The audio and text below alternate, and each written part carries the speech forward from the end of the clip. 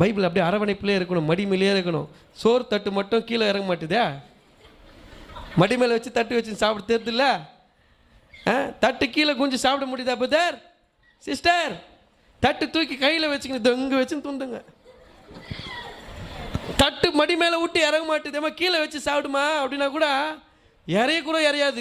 மடி மேலே அவ்வளோ டேஸ்டான புட்டு போட்டாங்கன்னா மறைச்சு மறைச்சு மேலே கையிலே வச்சு, ஒரு கையில் தட்டு ஒரு கையில் சாப்பாடுல இருக்குது.